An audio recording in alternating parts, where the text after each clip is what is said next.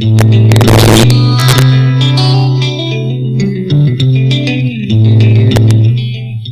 going on, fans? This is Christian with the official episode 2 of Movie Podcast. And I'm joined by a couple of friends named Taylor and Tyler, and Tanner also. Why don't you guys introduce yourselves? All right, I'll go first. I'm Tyler, and as you guys may know, if you listen to the first podcast, my Xbox gamer tag Forgiven Sniper. And then... It's Tan the Man 13, a.k.a. Tanner, Tyler's Drain Sniper's younger brother. The range sniper, you're going way back on that one, Tanner. Holy cow. That's been a long time. But yeah, so my bro here, Tanner. Yep, you'll listen to the Halo Let's Play, you'll know who I am. Yeah, check That's that right, out. and that is on our YouTube channel. What's the info for that, Tyler? Info for that is New Leaf and the New Leaf gaming videos. You can look us up through easiest way to get to us is Halo. It's Let's Play Halo Master Chief Collection. And the beginning of it's called Reviving a Legend. Reviving a Legend. Let's Play Halo Master Chief Collection. And then Taylor, you also have a video up right now. What is it? It is a Far Cry 4 Let's Play. All right, excellent. And do you know the URL or the name of that one? Just in case we can get some more views out of that too, because it's so good. Yeah, it's a New Leaf Let's Play Episode 1, Far Cry 4. That's just what it's called. You know, just something kind of average, a little easy, for the eyes to see and everything. Yeah, I'll have to take your word on whether it's good or not, because I'll be honest, I haven't watched any of the videos on here. It's really emotional. You'll laugh, you'll cry. It's really. That actually sounds pretty great. I might have to go watch it. Yeah, it's touching to say the least. What have you guys been up to this week, Taylor? Why don't you well, I'll introduce myself too, since I didn't get to do that. Hey everybody, it's Taylor again, and my gamer tag is TaylorMade Space 1994. And yeah, and you asked me what I've been up to this week. Yes. Well, I picked up Saints Row 4, re-elected with the Gat Out of Hell standalone expansion, and I've also downloaded DayZ, and that's pretty much all I've been doing. And I haven't even barely been doing that. I've just been working, so. How's Saints 4? Do you like that? Saints Row 4 is awesome. Well, I mean, it's awesome in its own way, just because the content is just so over the top. It's like it's too much for some people, but obviously me, as I don't really have too much of it's a good one scale. Kids, though, right? If by kids you mean like you, as in like 30-year-olds living in an attic with a parent kid, then yes, that's the kind of. I am not 30 years old, okay. But yeah, but no, I would.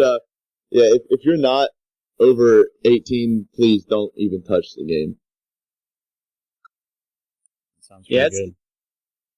What I've been up to this week, like Taylor said, I was playing some DayZ with him, which is a pretty fun game. They've actually made a lot of improvements since the last time I played it. The graphics look way better for the environments and everything like that.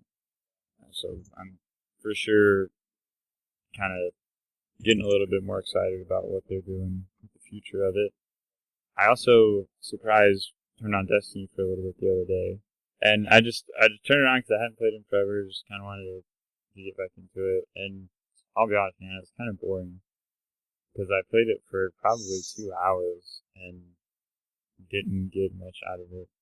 I think that's one of the big flaws with that game is there's just the amount of time you put into the game doesn't reward you like other games do for the same amount of time. You know what I mean? Like I did. That could be said about every video game.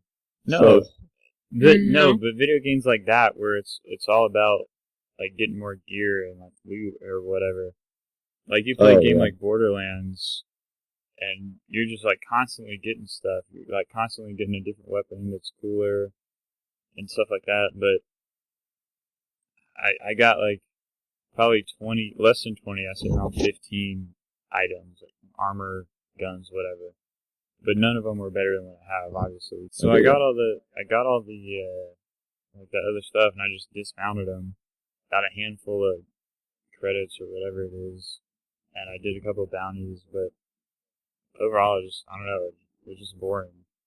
I mean, the game is good. I like it because the game mechanics work so well. Shooting on it feels really good. And I think in the future, if I get on, I might just do multiplayer or something, just because unless you're doing the daily mission or the raid or anything like that, the PvE stuff is just kind of boring. But in other games like that, I played Marvel Heroes a lot this week, got back into that. That is a lot of fun. I like that a lot. It's free to play. It's got tons and tons of Marvel characters you can play on it. It's kind of like a Diablo-style RPG with top-down, different abilities and powers, all that stuff. I definitely would recommend anybody picking that up and playing with me on that. Because he has no friends. Yeah, that's right, because I don't. I got Selkie to download it, so maybe he'll play He's with the me. owner. Oh, right. But then I was playing some Star Trek Online, just because I've really been wanting a good like space game, like sci-fi game to play. I don't think there's enough good games like that out there. And so Star Trek Online was free, so I turned it on just to see what was up with it. And it's kind of cool to fly your ship around and do whatever. And I'm also kind of a Star Trek nerd, so it's it was a little bit of fun, but just kind of a time waster. Definitely wouldn't put any money into that game. That's about all I've been doing this week. Tyler, what do you do? Well, I have had a very busy week, but some of the highlights of my week have been based on, I got an update for Microsoft Band. It is a smartwatch that I got for Christmas, actually, and it is, the update allows me to send texts, like pre-selected texts, like call me, I'm in a meeting, like call me back later, stuff like that, please text me. And it's a little feature, but it is so important, and like, because I can be away from my phone and just say, hey, this is, like, I can be away from my phone and there's like no way for me to get it because it's on the other side of the house. But because my Bluetooth is working, I'm able to just use my watch, say I'll call you back or something like that, and then everything is easy peasy. It's very nice. So that's one of the big things that's happened this week other than work. I also have this I have this thing where my dad got a new computer, and so I've been downloading some games onto that, and I picked up Counter-Strike Global Offense. I don't know, CS:GO. I'm so lost right now. It's Counter-Strike Global Offensive. I thought it was Global Operation. No. Yeah. So, yeah, I I've played Counter-Strike Source for so long that's what I call it now. I mean, it's just like ingrained that Counter-Strike just to me is Counter-Strike Source. And then, so I played a little bit of that. It's really good. Using some new settings I've never been able to put on a PC before. Just the amount of like graphical it makes a huge updates, like I've never been able to put games on high resolution because I've always had a laptop that was just like low end, and I could barely play the games that I wanted to play on it if I could at all. And so just having a computer that will allow me to do that is really nice, and be able to do that. So there's that. And the only other two things I did this week that are worth mentioning, I work on model kits. I do Gundam model kits, and I'm currently working on one called Ultron, and I'm almost done with him. And I'm working on some weapons, and then he is good to go. And may post pictures of that or something like that. Maybe send that to Christian for the Twitter or something like that if you guys want to see it. But I'll try to get it completed here soon, just so I can show you guys. And it's a lot of fun, good hobby to have, and it's a good way to relax, actually. Once you get used to having an X-Acto knife, like centimeters away from your thumb. Like other than that, it's very relaxing. And then the only other thing I did this week was I flew around my Proto X quadcopter, which is really tiny, like a micro quadcopter, and that was really it. That's all I did. So that's it for me. All right, very nice. Well, we're going to launch into the main topic that we have for this week, which is Halo. Big surprise, we're all big Halo fanboys, and as you all know, the Halo 5 Guardians beta just recently ended, and we had a chance to put a lot of time into that. So I kind of wanted to share our thoughts on where we think the Halo franchise is going. Because I'm sure, as everybody's aware... Good places! Exactly. We kind of touched on it the first week, that games really need to evolve, kind of update to, I guess, stay relevant is a good way to put it, but it doesn't really capture exactly what I'm trying to say. It's like this. Like, you have your regular Oreos, right? And then you also have every other variation. Like, it's still an Oreo, but it's different. You know what I'm saying? The mega stuff. It's delicious. Right. Yeah, stuff like that. See, that's how you should compare. That doesn't make any sense. I think it makes sense, Taylor. Hopefully a listener may get it, but hopefully. Yeah. I think I catch what you're throwing out there. But, I mean, we were talking earlier before we started the podcast about Call of Duty, talking about how Tyler would like to see a HD remade version of Call of Duty 4, and I kind of disagreed because I think, especially for Call of Duty, Halo is a little bit different, but the older, like, you go back and play like super old games, it's hard to play with the new advancements in technology and things in newer games. Yeah, but see, I don't necessarily agree with that statement at all. I mean, I can see it on Halo because you can go back and play the Master Chief Collection and have a ton of fun, like playing the Halo 1, but it's not like, I guess what I want to say is it's kind of like an arcadey type fun. It's not really like something you really get serious about, but like, well, I mean, it never. I mean, I don't really know where we're going with this. I've got maybe a way to put it. Like for me, I can think in sports terms. Like there's basketball, and then there's like one street ball, and we have advanced like our gaming to where it's based off of the original, but it is been done better, possibly.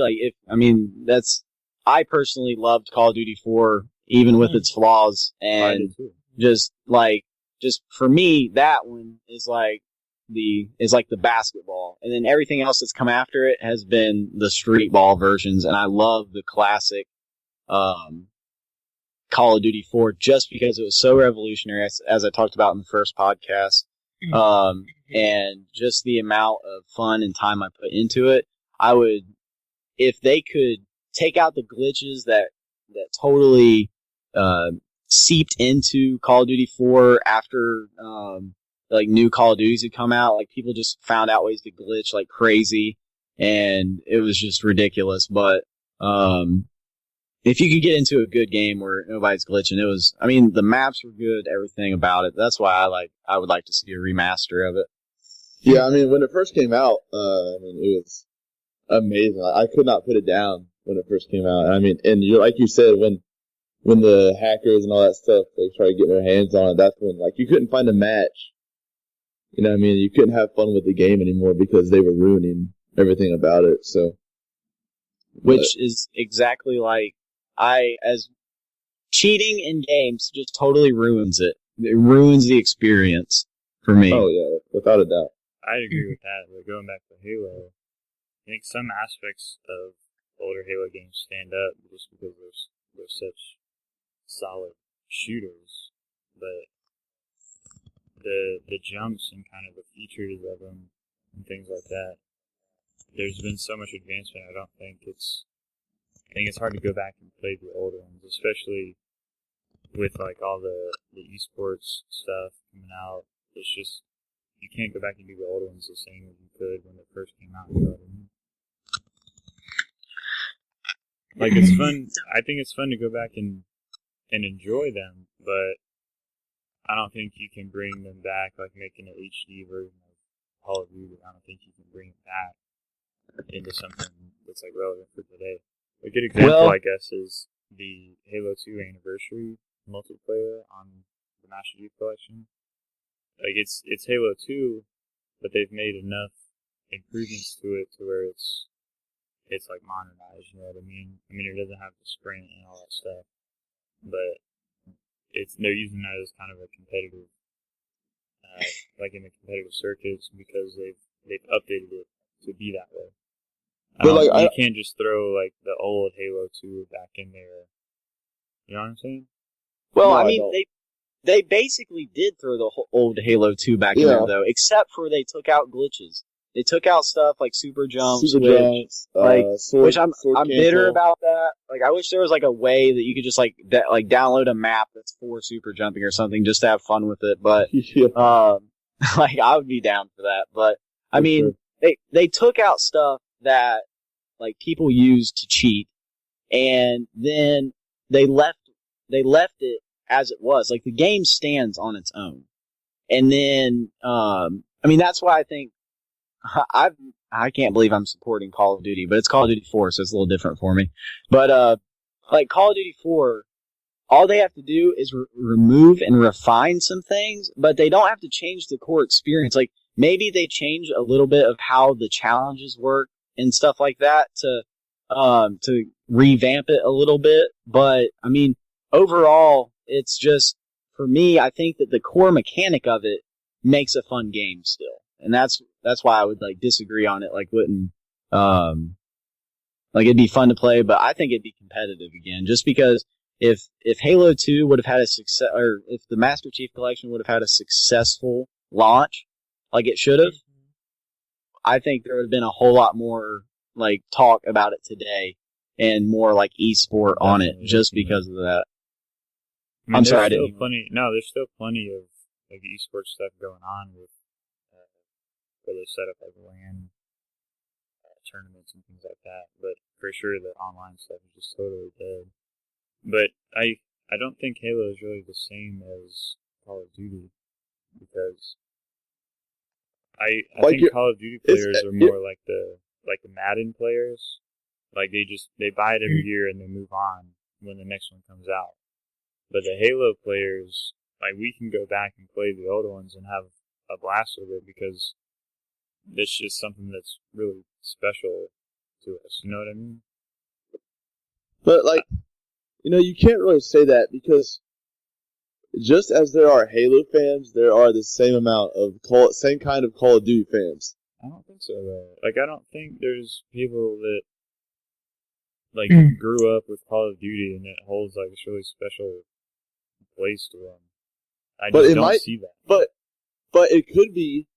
You don't necessarily know that. I mean, Call of Duty could be the same level as Call of Duty could have been someone's like first person shooter, and they like fell in love with it. You know what I mean? Compared to like, it just depends on, I guess, what you played. I don't know. It's just hard. It's hard to compare the two because they're like the way their companies run and like produce and put the games out. They just run differently. I just don't think you can compare how they're put out. If the game can leave a lasting impression on you, like Call of Duty 4 did for me, like right. it has that. Like I grew up with that. It was my high school. Like my high school, I was playing my high school years. That's what I was playing. Like I mean, I played Halo a little bit, but honestly, that didn't get the majority of my time. Like I mean, I got my like 1,000 gamer score in Halo 3 and stuff like that, and Halo Reach I played a ton of. But like it was just the amount of Call of Duty I played. While it didn't probably compare because I played like 2 or 3 Halos during that time, because I didn't go out and spend money on Call of Duty every year after year after year. I was against Treyarch personally for a while. And so I didn't like World at War. And then, I forget, I feel like they came out with something else before Black Ops, but I could be wrong. Yeah. The first Modern Warfare was before Black Ops. Or no, the Modern Warfare 2 was before Black Ops. Yeah. Okay, it was, because I know Infinity Ward had that one, and I did buy that one. But I didn't put near as much time into it, not like Call of Duty 4. Well, so that's the thing is Call of Duty's had all these different developers over the years, whereas Halo was just one. I mean, now it's a different developer, but not really, because a lot of the same people are still with 343 from Bungie. But it's just been one studio that's made the entire Halo franchise up to this point, whereas Call of Duty has been different like every other year. And now I think they have, 3 developers that work on them? Yes. So I don't... Wow. I don't think... Yeah, I don't think it's like... It's just a sports franchise, for real. That's what it is to me. They're just putting one out there every year just to be like a new thing. A couple of things have changed, but not much. And it just ties people over till the next one comes out. And there's some, you can't really say, at least for, I don't know if it's just me being a Halo fanboy or what, but I can't really say that this one Halo was so bad and I hated playing it. They've all been pretty good. I mean, there's been some that are better than other ones, but there's none that have been like, oh, I can't stand this one. But, like Tyler was saying, on Call of Duty, people hated World at War, and then people hated Call of Duty Ghosts. It's, I don't know. It's just really, it's not a consistent lifespan, I guess you could say, for the Call of Duty franchise. I don't necessarily, I guess that's true, but at the same time, like I said before, they're kind of two different franchises. Like, with the fan aspect, I mean, as Halo fans, we know that a Halo is going to come out every so often, but Call of Duty fans expect a new Call of Duty every year, you know what I mean? So they might see it differently in their gaming, routine, or they might feel differently than a Halo fan. I just really don't think you can compare the two, honestly. Yeah, I don't think so either, that's what I'm saying. But how many Call of Duty fans would go back and play Call of Duty for 3 years? Why is Black Ops 2 still the most played Call of Duty, Christian? Because it's the best one. Well, then there you go. You just answered your own question. Are you serious? But, oh my gosh, we're done talking about this. It still needs to modernize. Games need to be updated. They can't just rehash the same games over and over again. Little to no improvement. That's why I'm not really a Nintendo fan, because I feel like that's what they do. I mean, I agree with that statement, and I mean, honestly, that's kind of how I feel about, just because I played Saints Row again this week, that's exactly what Saints Row has been since the second one. It's been the same thing every time, it hasn't changed literally at all. It's just a different story every time. But, I mean, I don't understand what you're saying, but you just answered your own question. I don't really know what else you can say about it. But bringing it all back, let's talk about some of the improvements that are in the like the sprint is back, or something like that. Well, I want to hear what Tyler thinks, just because he's not a giant Halo junkie like me and you are, because I know that when we played Breakout, Tyler was crapping his pants after we were doing really good for a few minutes, and he was actually enjoying Halo, the multiplayer, a lot, it seemed like, in his voice. So I definitely, Halo, I have to warm up to be able to it just, I don't go, oh my goodness, I have to play Halo tonight. I have to be able, if my friends are on or something like that, I'll get on, and then once I get rolling with it, I'm okay. It's just my beef with Halo is that there is a very high learning curve, and when you're just when I first started out playing Slayer, I was Slayer Part 2. It's the newest game mode in Halo. Yeah. So just be prepared for it when it launches, and the announcer has a list. The announcer has a list. Double kill. Quivel kill. Overkill. Okay. Killing spree. Kill me, sweet. Kill me, Joro. That's so bad. Yeah, let's not. You're getting a little offensive. Okay. For those of you who have lisps out there, I'm sincerely sorry for Taylor's behavior tonight, but Don't feel bad. don't feel bad. Don't feel bad about my behavior. Okay. All Tyler, right. have you totally lost what you were talking about now? But yeah, So, go back to all your right, Halo talk. anyways, before I got onto the Slayer topic, my biggest thing is that Halo has that learning curve, and when I stepped into Halo 5, I talked about, I think at the beginning podcast, I was like, I wasn't a big fan of it, and the reason being was I was playing like every couple of games because I actually had a relative over at the time, so we were taking turns a lot, and then I actually had a lot of stuff to do because relatives are over. You usually have to be a good host and start cleaning things and all that good stuff. So I really did not do well at all when I first started playing.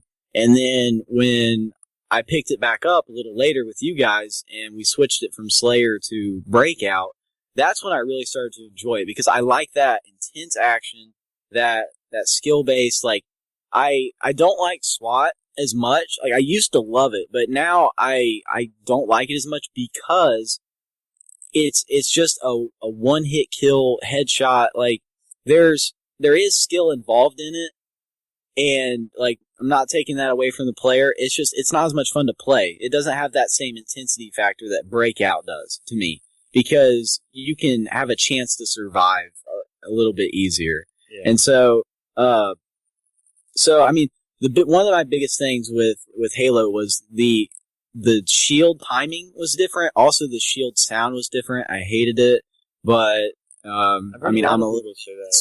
I didn't notice that. Yeah, I didn't either. I haven't heard anyone complain about that, but that's weird that you said that. I didn't realize it either. It's higher pitched, and I like have this saying against high pitched noises, and so I mean, Christian's voice, it's really hard at times, but I'm getting totally, dude. Right? Just kidding. And I think Christian has one of the deepest voices here. I think I've got the highest pitch, to be honest. But really? I can't stand myself.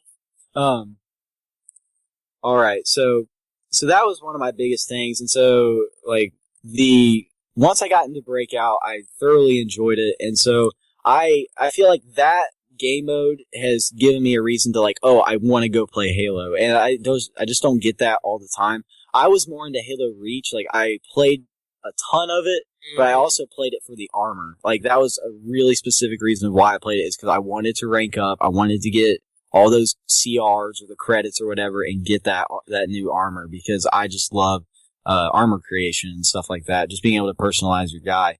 And so, but at the same time, that I'm getting older and realizing that is just a ploy to get you to play more like monotonous. Right. Yeah, like I want to be able to like get armor and be rewarded for it, but not have it take ages and ages and ages because I would rather have 50,000 helmets to choose from by all characters because not everyone's going to choose the same helmet. Like it's going to be more personal that way than having to unlock a helmet each rank, and then everybody's on the same helmet the whole time at rank. Yeah, and Halo Reach, like you said with the armor thing, I feel like now thinking back about it, you never really had someone in the same game, I feel like, that was exactly like your guy because there was so much to choose from. As opposed to like, not to get off topic, but like how Destiny's armor works, like everybody just wants the best stuff so they all kind of like have the same stuff, but definitely stat value based on that, which is terrible. Like I would rather there be like you go into that raid and have 50 different armor options that you can come out with, but they all have the same value. But that's another topic for another day. Yes, definitely.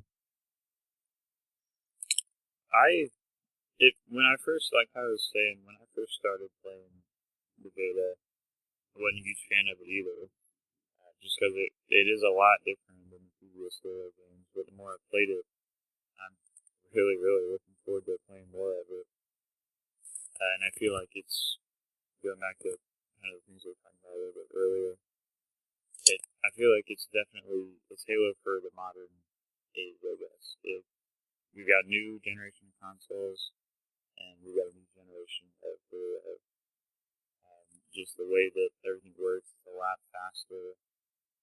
I wasn't a big fan. I like Halo Reach, but I wasn't a big fan of armor abilities. So I'm glad there wasn't as much of that in Halo 4, so a little bit of it. But they don't have that in Halo 5. I like you don't have a lot of health on this one, so like 4 shots from the battle rifle, I think, will kill somebody if they get like perfect hits every time. And just all the weapons, like even the SMG, and the previous Halo games has just been kind of just a spray weapon. But now it's like if you get up close to somebody with SMG, they'll drop really quickly. And just the different mechanics of that, where like if you're sprinting, your shields don't recharge, and if somebody shoots you while you're sprinting, it'll stop you. And then the different, like the booster thing that you have, you can kind of get out of situations quickly. And I didn't use it a lot. Like I would just try to sprint, because I was so used to doing that in Call of Duty, just sprint away from somebody, and I kept getting killed. But I started getting used to using the booster thing. Found it like a lot more enjoyable, just jumping around, boosting, and get around the map very quickly. Okay, one of the things about that boosting topic is one of the coolest features that I really haven't seen before. I mean, Destiny, now that I think about it, did have it, but being able to zoom in and stay in the air, like gradually going down, is great. And I think that off of one of your points was that the armor abilities in Halo Reach, you really didn't like them. One of the things they've done in Halo 5, at least the beta, is they've unified all of your armor abilities to where every person has the same options. And it's Halo 5 is unbelievably balanced in the multiplayer, without a doubt. So I thought that was one of the biggest things that stuck out to me as well, with like the armor and the weapons. But Tyler, you're the one that was like, how do you float in the air? Wasn't that you when you were playing? Oh man, dude, I was like so excited. Yeah. Yeah. Well, that's because I am so into like sniping and stuff like that I will do whatever it takes to get some weird angle in order to see somebody to shoot them. And so, I mean, my play style, Breakout forces me to play a little bit more in, rushing and stuff like that, and I honestly enjoy that, but my play style is usually to lay back and, like, kind of watch what's happening and be able to pick apart my enemies the way I want to do it, instead of, like, just, like, rushing in and, like, okay, there's 3 guys, and then, like, trying to, like, hurriedly figure out how I'm going to kill them, which is a blast, but it's not my usual play style. My usual play style is to kind of, like, where the team needs me, I'm going to go, like, post up there, and if they need me sniping across to another base, that's what I'm going to do until they, like, tell me otherwise. And I'm just going to, like, try to own that area so that if somebody's yelling, go, go, go, you got to hit him with that, before he gets that bomb to that base, I want to be that guy that I can be there for him. So that's my play style usually, but yeah, so that angle thing, being able to, like, bring it back conversation a little bit, but just being able to get that crazy angle by floating in the air is just awesome. Yeah. Oh my god. No. That's for you making fun of Christian the whole first podcast. I don't care. I'll do it again if I have to. Anyway. Okay, well, I guess my input on it. Christian, are you done with yours, or do you have a little more to say? I mean, no, I'm pretty much done. I'm looking forward to the new, like, seeing how some of the other Covenant weapons and things work. I think the maps are really cool. Definitely. I guess my my only input on the game is I really, really, really enjoyed it. I think that, like I said before, I used to be a very competitive Halo player, and unfortunately, Breakout definitely brought my competitive side back out of me. And I hate to see that sometimes, but I also enjoy it because I get real stressed out, and then we win, and it's the best feeling in the world when it feels like an elephant gets off your back because you're so tied up with the game, and it's over, and you just can breathe. I don't know. I love that feeling, and I know that you guys heard me yelling when we were playing Breakout that one day, like furiously yelling and getting mad. It adds to the fun of it. Like, having somebody that's involved in, like, wanting to win, like, it helps the vibe because you know that, like, that person's trying their hardest to win. And, I mean, okay, this is going to be a side topic real quick, rabbit trail, but I hate people that crouch over your dead body. I'm just going to say it. I do not like it at all. That is, like, the most offensive thing to me, and it just drives me nuts. Oh, if I see someone doing that, they're dead. Like, I know they were doing it to us when we were playing that one day, and every time they did it, I just got so into it. I get mad at it too, but I don't, like, if somebody's beating us really bad and they're doing it, I'm like, okay, really? But if we're, like, killing the other team and they're still doing it to us, like, they kill us, we'll kill them, like, 10 times, and they kill one of us once, and then they all teabag that one person. I respect that guy. Like, the one guy that, like, is the lone survivor that kills the rest of the team, and he's just like, oh my gosh, I won. Like, that guy, yeah. I laugh at that one because it's like, dude, you're crazy. Like, there's no way. Yeah, but yeah, I guess I'm that guy that really wants to win every Breakout game. Now that, I mean, if you say that, I feel like that's how I don't try to be that way. It's just when I play competitive games, I just don't like to lose. And I said this last time, but unless I'm not going to play that game mode unless I'm with people I know, because I know, like, us three played, and there was like one random guy every time, and he's going, like, I'm like 10-0, and you guys are like 9-11-0, and then, not really, we weren't doing that good, but yeah, we weren't that good at all. This guy's like, you'd have like 5 kills and 13 deaths or something. He's like 0-12. I'm like, bro, there's been 7 rounds. How have you died 12 times? It's one of those things where you just feel like the guy that's not talking to you, instead of him like sitting back and looking and be like, okay, where are these guys at? I'm kind of going to go, and he's either going to go by himself and be a lone wolf, or he needs to be like just backing up the team. Like, even though he's not talking, you can still, like, you've got intelligence enough to see, like, the battlefield that's going on. But I feel like what happens is, it's like, I'm going to take the guy that's by himself is going to take the best gun he can find and then shoot a wall until he dies. And then that's it. And it's just like, dude, what are you doing? Yeah, I don't like, understand. The odd man out is always the stupidest the guy who player thinks you've he's ever encountered. Actually, right?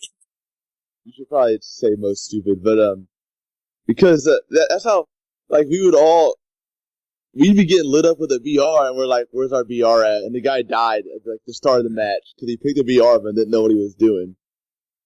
So, that's also something else I really like. Going back to, like, the balanced aspect of it. There's nothing on the Breakout levels. There's nothing on their side of the map that isn't on your side of the map. Yep. So I really enjoyed that because, this is kind of like a dumb point, but some games when you play like a objective type and you have to capture a little point, sometimes a team will spawn on top of the thing, and then you're a mile away from the one closest to you, so they're already at an advantage. And the fact that if let's say, they have a VR and you have a VR and your guy's better, so guess what? You're probably going to win the match because your guy with the VR is better. And the fact that you both both teams can have one, I thought was very fair, because I know that one VR in the whole match against a team would be so stupid unfair, unreal. It would be stupid how easily you would win. So yeah, and there's like some of them. The only thing that's in like the middle of the map is Are grenades. So there's not Right. like a rocket launcher or something. Some power. Like first person. Well, gets there is. it, that's Yeah. Oh no, I'm thinking of Slayer. I was gonna say the Hydra, but that's Slayer. One of the things that I like is that the balance of weapons prevents the weapon, like, it's almost like spawn killing, but you just, like, you instinctively throw the grenade at that weapon if it's in the center of the map. Like, everybody just like, oh, somebody's gonna go after it, and you just like throw a grenade at it. Like, it kind of you have to think, and you only have one grenade to start out with, so you have to place it well. Like, I mean, you don't have to. You can chuck it at the beginning and, pray for the best. But, I mean, it's one of those things where when you're thinking strategically, like, since I just played Counter-Strike Global Offensive, it really puts me to mind that it's very similar because they're very, like, competitive games. Like, your choices matter, and you only have one life per round. And that I love. Like, one of those things that makes you want to be a better player is not being able to respawn. So yeah, you don't want to die within like 5 seconds and just be so Because the game's not fun if you have to just watch everybody else play it. You know what I mean? Right. Unless you're like me and that happens, and you do die in the first like 10 seconds somehow, and then you can like coach your team a little bit and just be like, yo, I see a guy back left or something, But I don't want that to happen. Yeah. It's just like if it happens, at least there's a plus you can actually see and do stuff with it. Is there anything else you guys want to add on that subject? Yes, there is. There is this one thing that Christian and I were talking with Taylor one day, and one of the things that Christian brought up that he did not like necessarily was the before and after the game. There you see your guys, and like they're like high fiving and stuff if you win, or they're like I can compare it to Dark Souls because there are so many character animations in Dark Souls that you could do because you couldn't talk to somebody. Well, you could get around it, but overall you just like private chat and all that stuff. Like, but there was this point where for me I liked it because I could see what team I was on. I am like very, very quickly confused about what team I get on. If I go game to game and I'm not paying attention, it's just like, oh, I'm like calling out blue and we are blue, and it's like, wow, I feel like an idiot. Like I have to melee to look at my guy's arm so I can see what color I have. Right. But I mean, I'm not saying that I don't like the little intro thing where the guys are standing there. I just don't like they're just like hanging out, like, yeah, what's up, man? High fiving and stuff. That's just so stupid to me. Like I feel like it's supposed to be like a serious game. Like it's all intense, and then you. Let's see the. See, I'm gonna go against you like I did that same day because I like the aspect of it's almost adding like a real competitive like feeling to it because you see two teams and then you see the one who wins and you like I don't know, it's just like kind of putting that in the game though. Yeah, but like I really like on Destiny. We keep talking about Destiny, but on Destiny I don't know why it sucks. It's not that bad. But before the game starts, it shows your team. They kind of like they teleport in from their ship or whatever, and one guy like slams the flag down, and it looks really cool. They're not like dancing around doing anything stupid. I don't like the Halo guys who just don't like the Maybe attitude of them. Maybe it's because like I played a lot of sports growing up. Like I enjoy that part of it because it makes me like remember this is a game. Like look at these dudes. They're like, come on, get at me. Like, it's like a lighthearted part of the game that it's not meant to be serious. It's meant to be like, oh bro, we got you, like bring it. But it's not like it. I feel like it doesn't have the seriousness. Like I could imagine like instead of doing the real relaxed, like, high fives and stuff like that, you could just as easily create an animation where a guy's like looking at his rifle, like making sure the rounds are like cleared through it, and stuff like that. And like you could have them like switching ammo out and all that. Like there's different things you could do with it to make it cool, like in a different way. But I feel like because it's a competitive like esport, like the event takes place with 4 people, and it's 4-on-4. And so the 4 people that win, like it's a no one, not you don't even know, like especially in the beta because we all basically have the same armor, but you really don't even know which guy's yours, and you're just like seeing like 4 guys cheer. I understand it. It's just like I think that it kind of adds like a lightheartedness to the game. Like it makes it fun for me. And that I'm glad you said something, because that also brought up something else that I enjoyed. I know I've said this before about other games, but I really, really enjoy when characters in the game talk to each other. And that is something that they put in the Halo 5 multiplayer. If you're around your buddy and you get a kill, then, like, if I get a kill next to Tyler Spartan will be like, good kill or whatever, like good kill Spartan or whatever, stuff like that. And I really enjoy, I don't know, I just really enjoy that kind of thing in video games. So I like that a lot. But I think for the people with no mic, that is a great thing to have. Like, if he shoots somebody, it says like guy in the tower, like it says it. Right. It calls out, right. I think that's all. Like, I guess Battlefield also did that, right? I would say that's probably one of the bigger games that did that at first. Yeah.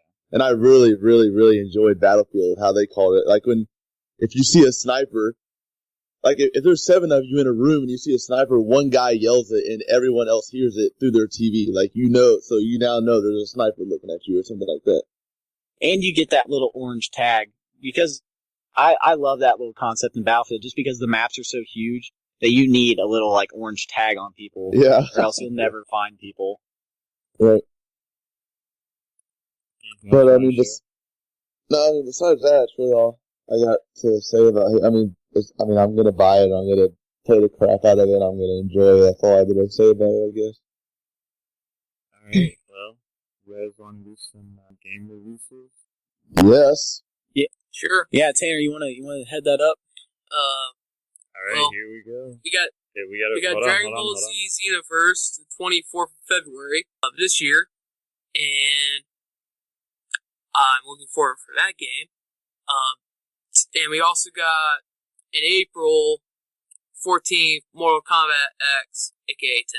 And that's coming out. You said April 14th. Yeah. Okay. And was there something? Was something else? Arkham Knight, June 2nd this year. That's before E3. You don't like that game at all, do you, Tanner? I like Rocksteady's series. I hope I like that. I'm hoping. Well, no, I can't say this. It's conspiracy right at the moment. Conspiracy. Well, all right, let's hear it. We all know what happened. Like Rocksteady doing Arkham Knight is Arkham Origins. The whole spiel of Arkham Origins, right? Arkham Origins was a different developer. Yeah, and they were giving Rocksteady more time to develop on Arkham Knight. Mm-hmm. And they're still having some more time and having June this year. I'm hoping for that same situation with, because you guys know I'm a Transformers fan. I'm a fan of High Moon Studios, War for Cybertron, and Fall of Cybertron game. And then Activision gave Edge Reality, a new game company, Rise of Darkspark, and that's not a good game. And I'm hoping later on High Moon will pull Rocksteady. I'm hoping High Moon pulls a Rocksteady and we get a third Transformers game from them. Alright, cool. Yeah, it's weird I didn't know that the Arkham series had a different developer. I've never liked the Arkham series in the first place, but was Arkham Origins not good, or was it good? Go ahead, Tim. Fans did not like it because of the continuity set up from Arkham City and Arkham Asylum. So they didn't like how, like, Tyler didn't like Batman not being Kevin Conroy because he wasn't giving people compassion in Arkham Origins. What I really don't like in general about Origin games is when they change up the character so it doesn't display the, like, if you create, like, game number 1 and then go back and create an Origins, and yet, like, they have a totally different, like, attitude and stuff like that. Like, I can understand it if the character changes in the game and you understand, like, oh, that's how he got to be this way. Yeah. But if you just drop it in and it's just like, you know, when he was younger, he had this attitude and there's no way to, like, he got from there to where he, like, has compassion on every enemy that he ever faces. Like, he actually tries to save them instead of just, like, killing them off, which, so, you know, like, that's the whole, should he do it, should he not do it? That's part of the thing. But, yeah, basically, it's kind of like a Treyarch, Call of Duty kind of, Treyarch Infinity Ward kind of thing. They gave off, the Arkham Origin series to, because I think it's because Warner Brothers wanted another game, to be honest. And so they released that through, who was it, Tanner? It was from Warner Brothers Montreal. Was the company developer who made that Origins, and then they made the 3DS Blackgate game. Okay. And they have messed up continuity. Don't like the new 52. That's a perfect game for it. And see, it's because go on, sorry. I was gonna say, go ahead and make your point, Taylor, because I'm going to make a point where I like the Batman games. I'm going to make a point where I don't. Well, I'm not going to say I'm going to make a point where I don't like it. That's not what my point is. But, you know, it's weird that I guess I see that happening a lot without people realizing it, with, like, the different people making the game. And unfortunately, that can really, you know, deter people from furthering, like, their enjoyment in the series. I mean, if Arkham Origins sucked and people didn't know that, like, what Tanner had said, like, why it was a different maker and stuff, then they might not care about the future Arkham games. You know what I mean? Like, I don't know. I feel like that's how I would feel. I mean, I know there's a giant Arkham fan base. So, well, I think that one of the reasons I think that people that play like Assassin's Creed has a very similar combat structure. And so, like, just the timing based, trying to deflect moves and turn it back on them and stuff like that, it's very similar. And so the rooftop, Rocksteady used the how you were climbing up rooftops on Assassin's Creed 2, and they used that as a inspiration for doing Batman on Arkham City. Okay. Well, I said I don't think people play Assassin's Creed for the combat. Yeah, and see that, which I don't really. Honestly, that is one of the reasons I hated Arkham, because Batman is like this giant, slow-moving. In my opinion, if you're going to compare the two, Assassin's Creed and Batman is a very slow-moving, powerful person, so it's not that quick and swift combat, and I really became kind of bored with the combat in Arkham, and that's kind of why I didn't want to play it, like finish the game or anything. But, I don't know. Maybe I'm crazy. For me, I'm a little OCD, and so I love, like, getting that perfect combo and stuff like that, of, like, getting 50, 60 plus hits on like all the guys and chaining combos together. So for me, I don't like Assassin's Creed as much because I don't enjoy the combat. I enjoy the story, like, oh wow, everything like interwebs together. Yeah, interwebs. I said it.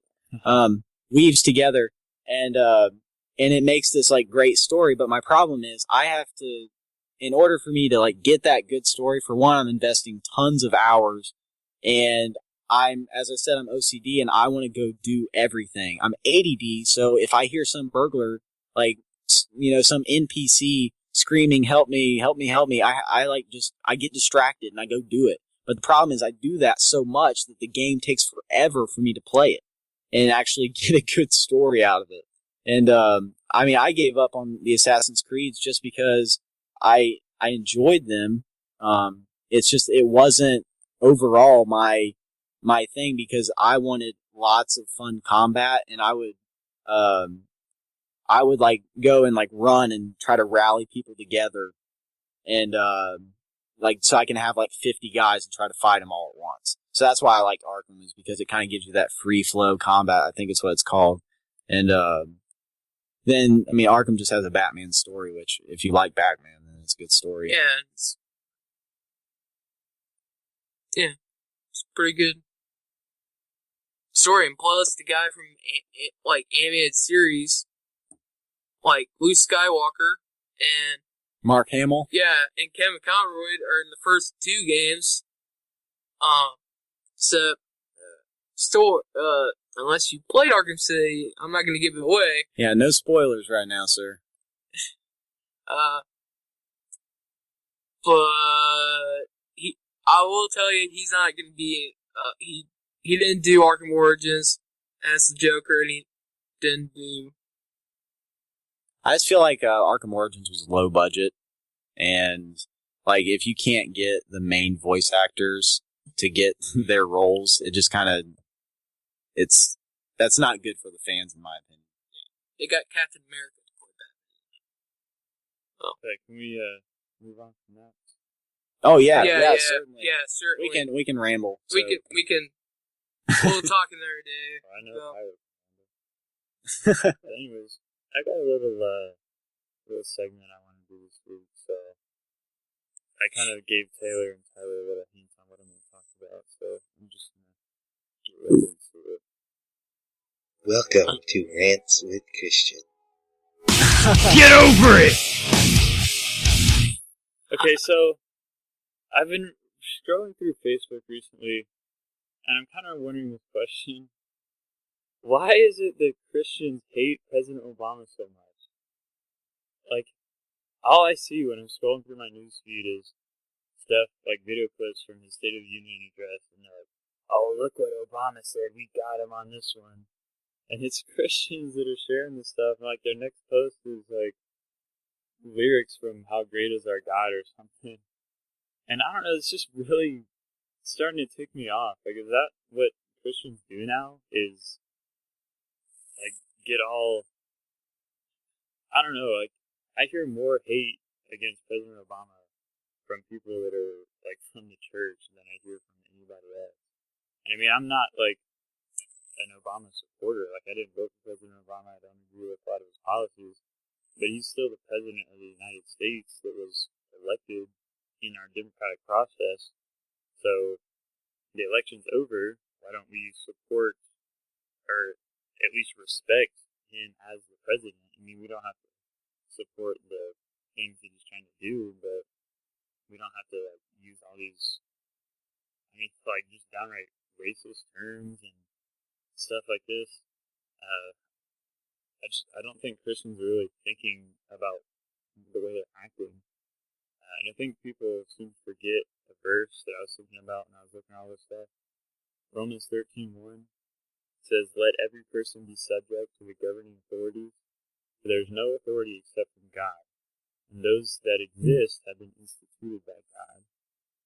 And if you realize the context of that verse, I'm pretty sure that Nero is the emperor of Rome at that time that Paul wrote that, which Nero was one of the worst persecutor of Christians in the history of ever.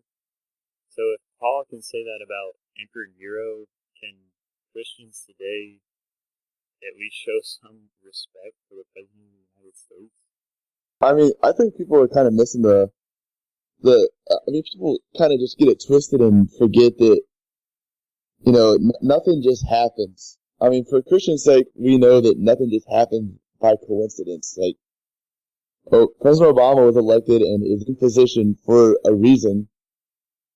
And it's just, I mean, it's just part of it. I mean, that's what I don't necessarily, like you said, like, I don't agree with everything, but I still have to respect the position, especially where I'm at in life. I have to respect the position that he's, like, been appointed in. And I don't know. I agree. I don't necessarily see it all coming from Christians.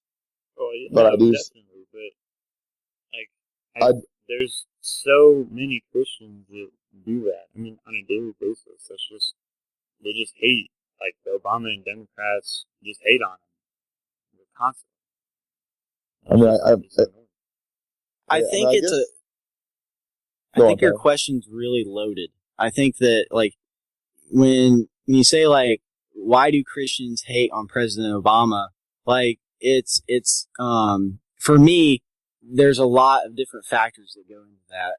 There are people that go to church once a month and, think they're doing the right thing and that they're living however they want to live, doing whatever they want to do and not giving any respect to God. So it's no surprise that they don't respect a president because they don't have a proper understanding of what respect is. Well, I mean, I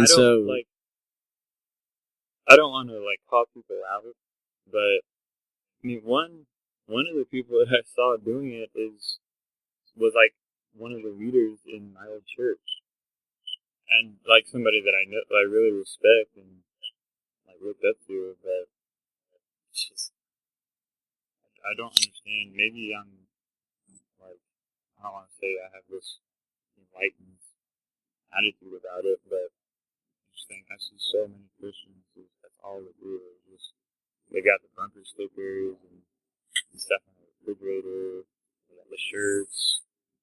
It's all like just Obama hate. I think that as Christians, we need to definitely be aware that people are watching us. People will watch how we act because, you don't go to a professional game like Major League Baseball and you don't expect them to act like they're playing high school ball. You want them playing professional ball. So that's why they're called professional players. And so if we're going to call ourselves Christians, we need to understand that we're going to be held to a higher standard, and we need to definitely be watching our mouth as much as possible. And it's something that is, for me, like, everyone gets temperaments, like they get mad, they ramble, but I mean, I personally, I went through a very bad phase in my life. In order for me to get over it, in my mind, I ranted on Facebook. I actually didn't rant on Facebook. I ranted on Twitter and just went crazy with it. And what I realized is that, like, the Bible says that every idle word we're going to be held accountable for. And so on that, like, end, we have got to respect people because we just don't know, like, what's actually going on. And as Taylor said, our president was put there for a purpose. And so whether we like it or not, we do need to support him in that role. I don't think that we don't have to agree on things. Like, if he's pro-choice, I'm pro-life. And so I believe that a child is a child as soon as, from conception on. I mean, and so because of that, I disagree completely. I think that his heart is, like, way out of line if he's supporting that because of, the Bible just says thou shalt not kill. It doesn't say thou shalt not kill except for when this happens. It just doesn't say that. And so we have to be careful not to add or subtract to the Bible in that respect. But I think that you are 100% right. Christians don't control their mouth, and it's something that totally needs to be addressed. And that's also something I kind of ran into a situation with this week, but I think that President Obama is obviously, like Tyler just said, pro-choice, and, Christians should be pro-life, I mean, if they've read the Bible and believe the Bible. And I think that Obama has a lot of different views on, and that totally are opposite of Christians. And for some reason, that gives a lot of Christians this mindset of, oh, he's taking a war against us, so let's take a war against him. No, I mean, not just because someone doesn't agree or believe in what you believe doesn't mean like give you the right to like a personal, no, like vendetta. And doesn't give you the right to hate them because that's not what social media does. I thought social media gave you the right to say whatever you want, not have any consequences. Oh, it does, and I'll get to that. Like something I ran into with, but yeah, that's what I really see with a lot of Christians. They see Obama's main standpoints where he stands in a lot of things, and yes, he might disagree with us, but it just doesn't give us the right to hate him because. I mean, that's like saying every person you come in contact with that doesn't agree with you, do you hate them? No. Well, what is the difference between you not hating them? That'd be like me hating Tyler for not, liking or supporting the same football team I do. You don't do that. So why would you do it with something else? I mean, it might be a petty and a giant difference between the two subjects, but in reality, it's the same thing. And something that I ran into this week on Facebook was a lot of people hating on military and stuff like that. And for my own personal testimony's sake, I had to post a status and say, if you're anti-military and anti-government, please unfriend me because I, as a human in flesh, but a sinner most of all, unfortunately, me being in the direct position of the military, it is hard for me to sit there and let people run their mouth and talk about how stupid the military is and how dumb Obama is for some of his, military where he's put us and where he's going to be sending them and taking them out of, wherever have you. And I really had to say that, and I lost a lot of people took me off their friends list. You know what? And I'm happy because I don't want them. If by that happening, I don't want them to be turned off, from possibly the church because of how I might have responded. Just because, it's a bad excuse, but I just can't help it. I don't know. It's just. Oh, I definitely I can lose my temper if somebody was just mouthing off about something that I have no idea. And really, I guess it just comes down to, even with the Christians hating on Obama, I guess it just comes down to maybe ignorance on both sides in some area of their knowledge or their thinking. They don't really. Well, I think it goes back to, I think Christians get offended when non-Christians act like non-Christians. And I don't understand that. For some reason, Christians expect somebody who doesn't believe in God to act like a Christian. That's just totally stupid to me, but I think that's a huge problem.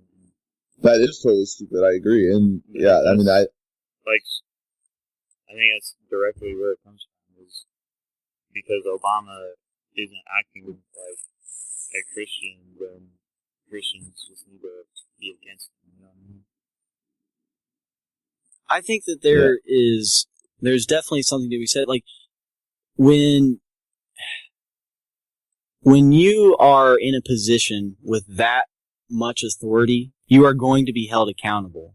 You're shaping the nation, and there are points where there is some justification with what people are saying, but it's the attitude and the way that they're saying it that it comes down to pride. They believe that their belief is so strong and so right just because they think so.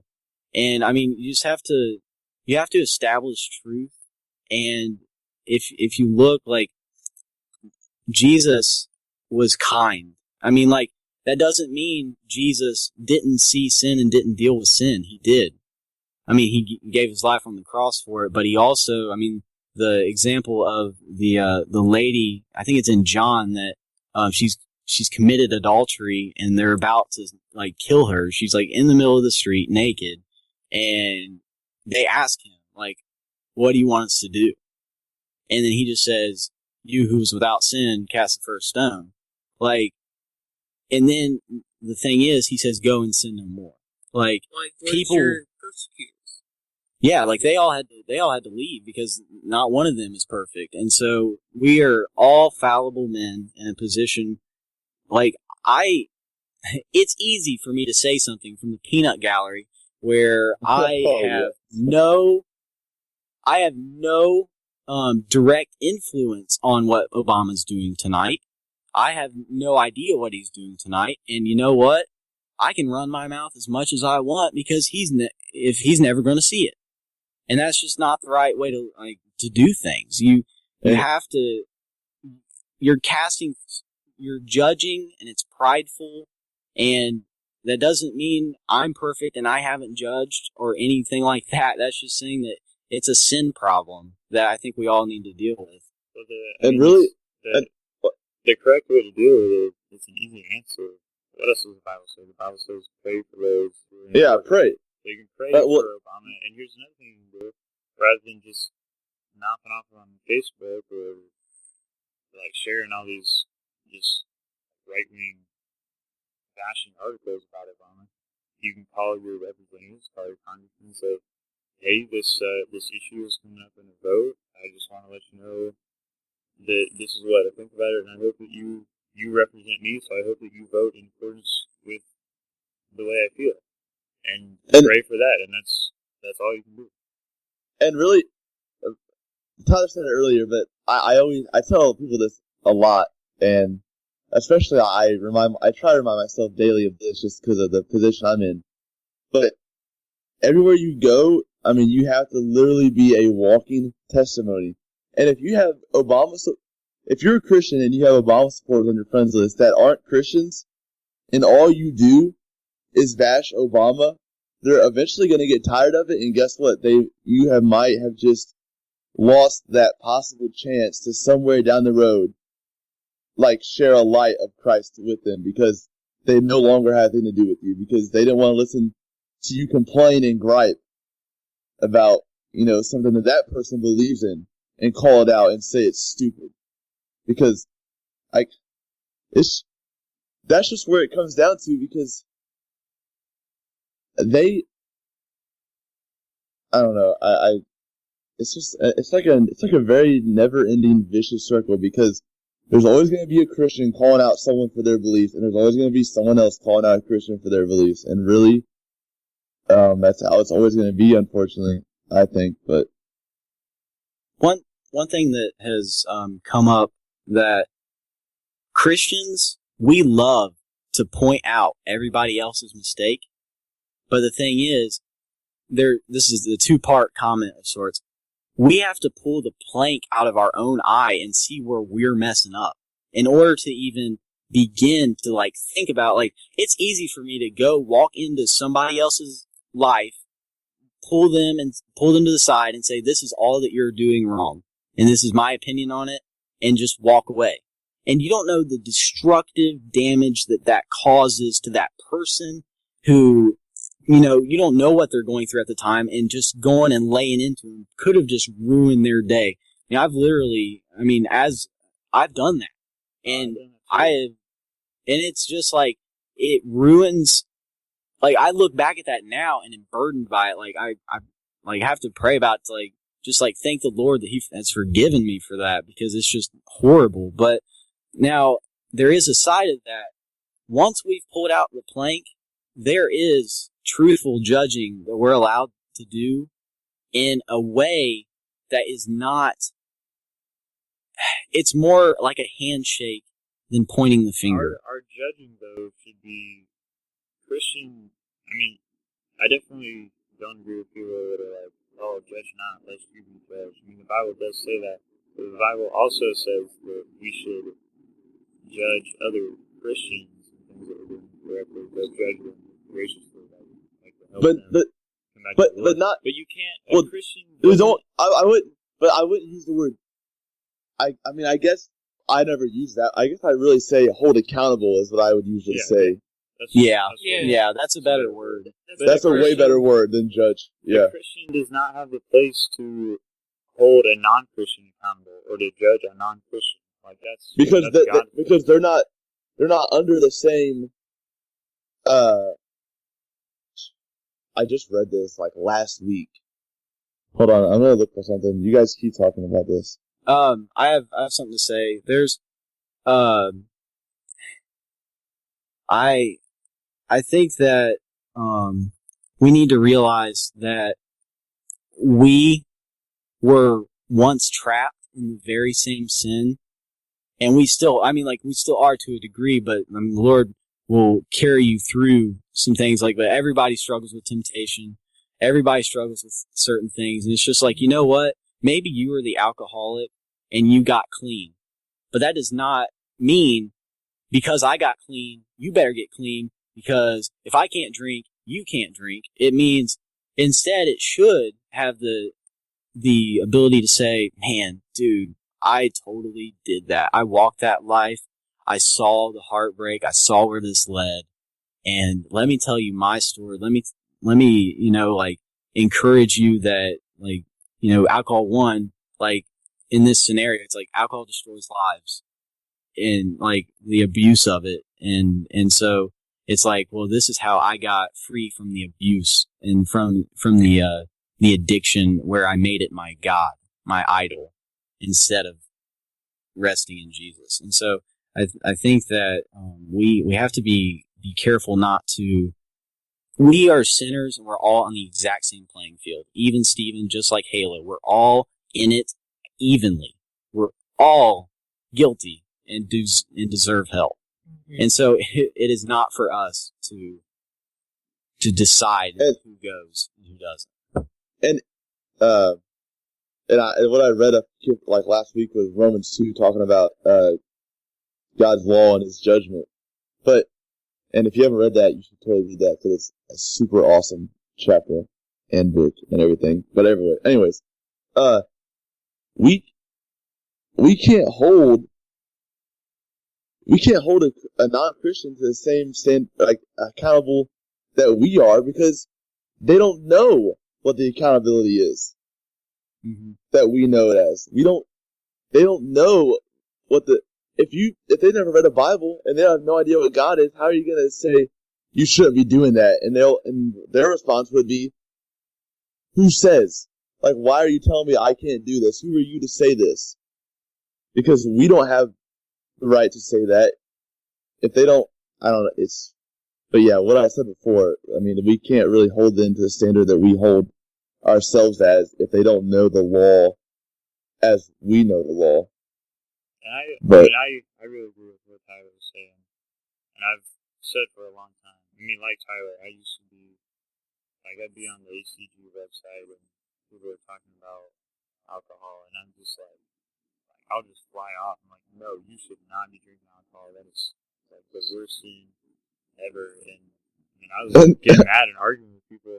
But at the same time in my life at that point, I had so many other way bigger issues go on in my own personal life than somebody from the internet drinking alcohol. You know what I mean? And I think, truly, I thank God that I've moved past that mentality. But it's I've always said, as a Christian, a Christian should realize that they are literally your sin makes you the worst. I don't know. It sounds really bad the way I'm saying this, but I really feel me recognizing my sin as a Christian, I'm the worst scum of it. You know what I mean? My sin nature has just totally destroyed me, and without God's forgiveness, I don't deserve anything that I have. I don't even deserve to be alive. And you deserve death, yeah, right. And that's why it makes me so mad to see these other supposed Christians just going off on somebody about these stupid things that they have no grasp on because they're not a Christian. you should come from a place of like, absolute humility and love, and speak to somebody in that sense rather than just railing on them about the stupidest issues. I would just like to say that, God doesn't need me to accomplish His work. He wants to use me. He wants me to have a great relationship with Him and fellowship with Him and use me to bless others. But I have to remember that I'm human, I'm me, and I can just as easily take the sword, and instead of defending somebody with it, cutting them in half. And so it's one of those things where there's got to be a humility. Because it's never easy to tell someone you love, you care about, and that you've known all your life that they have a problem with something. So why is it so easy for us to go and comment on other people's lives who we don't even know that are thousands and thousands of miles away and expect... They probably don't even care about their opinion. Right. Instead of just putting all of your energy... it's so easy to get angry and just post. It takes 2 seconds to post a paragraph worth of information and rant. It is. It's so easy to do it, but it's just not the right thing to do. It's not human of us almost to just not feel emotion, not get angry, not get mad. It's not possible, but we have to learn how to submit ourselves to the Lord and do things correctly as He would like it to be done. And I guess that really, it's something that and we all struggle with it on a daily basis, that just really having our first step of every action towards someone should always be out of love. Whether you're gonna, congratulate them or whether you're going to, not criticize, that's a bad word, but it should always be, everything you say to someone should be out of love. And I think that a lot of Christians feel entitled almost to something. Yeah. And they feel that they're in the position to be able to say whatever they want without any harm done. And it's just so hard for me to comprehend that, I guess comprehend how bad it's become, because I know that that's how I used to feel like that. Dear Lord, I used to feel like that, because I know kind of with what Christians or you guys said about the alcohol thing, that's kind of how I felt too. But as I got older, I realized that things like that don't necessarily, I'll never do it personally, just because of my personal belief is, if there's any chance that you could become a stumbling block for a brother, then you should not do it. You should not do that thing that would cause that. But I just totally lost my train of thought. Awesome. Holy crap, I just ran into a wall. I'll try to build some stones. Take up, please. Okay. Yeah. No, there are things that we have to remember, that God is all powerful, and God can deal with whatever it is that we think is the biggest issue in someone's life. We'll just use alcohol because we've already brought it up. Someone maybe, this man drinks 3 beers a week, and you're thinking, he's he needs to really stop that because this is my opinion and this is what's going on. You know what? You could have the best biblical evidence in the world and be wrong because you're judging and it not be in the right spirit with love, because God can do the convicting Himself. He doesn't need us to go out and try to be God. That's His job. And something else I feel like with that kind of the pointing fingers towards someone if they have a problem, I see it so much today, and it bothers me because I know that I hate it when it happens to me, and I think it's totally disrespectful. But in public, it is not right to call someone out on their wrongs in front of everyone. And I think I think that's become something very, very prevalent today, in my opinion. And I think that the correct way to do it and to do it out of love would be to, hey, but ask them, can we get coffee or something, and just honestly don't just, because when we call them out in public, it's you're doing this wrong, and I know you're wrong, so I'm going to let you know you're wrong. But when we come from out of love, it's more of I honestly care about you, and I want to know, how you're struggling, or if there's anything I can help you with. But when we call people out, there's no love involved at all. That's it's a pride thing. That's what the devil wants. He wants us at ends with each other, driving each other away. I'll give you this example because if you listen to the sideshow number 1 that we did, I talked a little bit about my struggle with pornography and stuff like that. And one of the things that really gripped me was in order for my heart to change was to realize that when I'm doing things incorrectly, I am supporting the very thing that I am trying to judge myself and others on. You can't do this. Well, by viewing pornography, I am breaking all of my rules, and I'm also supporting it. But yeah, I guess we've had a decent discussion. But going back, back across the country here to our original topic and our conversation starter, I really think that us as Christians just need to chill on the judgment, because know Christians by their fruits. And if I know you're a Christian and I see you bashing Obama and bashing people who support him and saying they're stupid and they don't know what they're doing, they're unintelligent, what have you, I'm just really it's gonna be a struggle for me. And it's going to be an ache in my heart for you, because now I don't know any longer how I felt before. And I hate that, because I see that all the time. Christian said that earlier on Facebook, but that's really where it's at. And it's sad that it happens so much.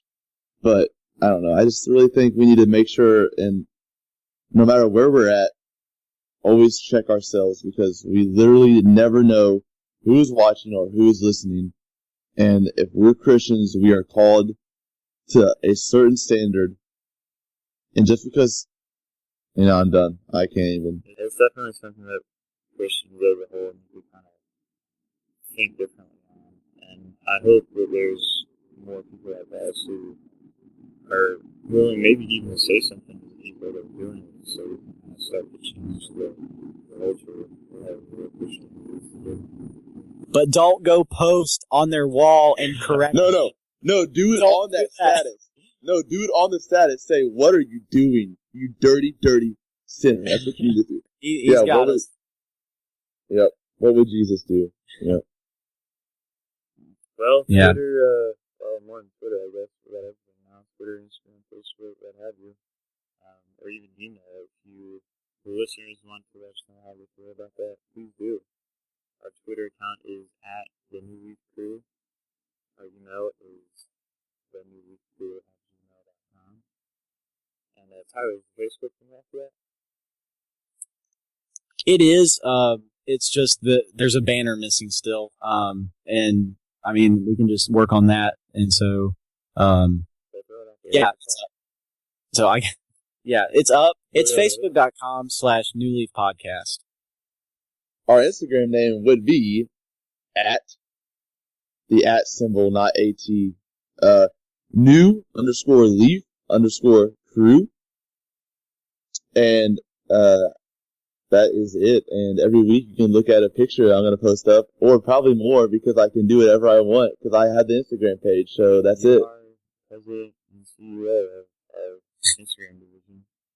Please tell me how I'm running it incorrectly. I'm out on Facebook. We'll have the filters versus the no filters. Yes. And guys, like sincerely, we're trying to learn ourselves and grow, and just please bear with us in the sake of we're not perfect. We may have said something wrong and we got it wrong. And, just encourage you to let us know and try to do that in a way that we can definitely grow from.